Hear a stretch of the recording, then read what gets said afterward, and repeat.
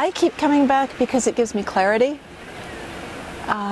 Helps me physically, mentally, emotionally, spiritually, whatever level I need to work at it, whatever level I need support or strength or clarity or ease, wherever it is.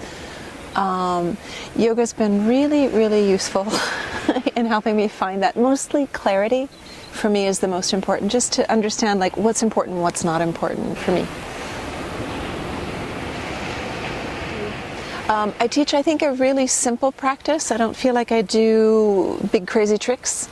When I was younger, we did them. I mean, you couldn't help it being a dancer. It's like they're second nature to you, but they don't really interest me in the same way as the depth of our attention and the depth of our work. And so my class, I think, is simple in many ways. It's not a complicated, impressive kind of thing. It's really just like, words are hard. I was a dancer. Like, there's a reason I was a dancer. You don't have to talk, you know. It's kind of like, how do you bring the sacred space of your being, let's put it that way. How do you bring the sacred space of your being with you everywhere you go, so that no matter where you are in your life, that's always with you, and that just becomes ordinary rather than some, oh, and now we're going to do this. It's like, no, like just ordinary, but ordinary, exquisitely, deeply, humanly, beautifully, I don't know, wholeness. I guess wholeness, you know. So that's, I think my aim is the wholeness, more than any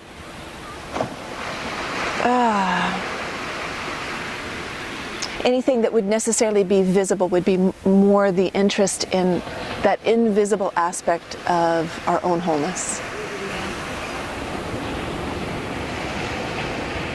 I think it heals the soul. I think it just to be able to hear the sound of the ocean. There's such a link with the breath, because our breath is like that water system in the body. It's, you know, it's air, but it has the same rhythms. It has the same. When the inhalation turns into the exhalation, it's almost like the sand just caressing the side of the of the earth as it washes away. It's like just a.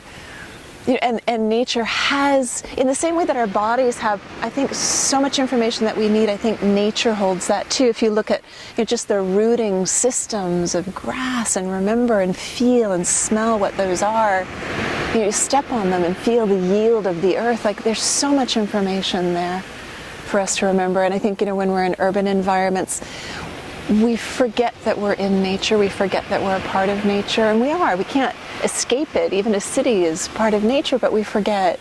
And we shut off from just our own breathing system, this connection with the biosphere, this, we're breathing the trees, they're breathing us. That's part of this larger living organism that we're part of. We forget that so easily and think, mind and control and, all these things that, stress us out a lot of the time. So the beautiful environments are just, for me, a luxury. I mean, I spend a lot of time in urban environments, and so to be able to come into the countryside, to come into nature, I'm grateful.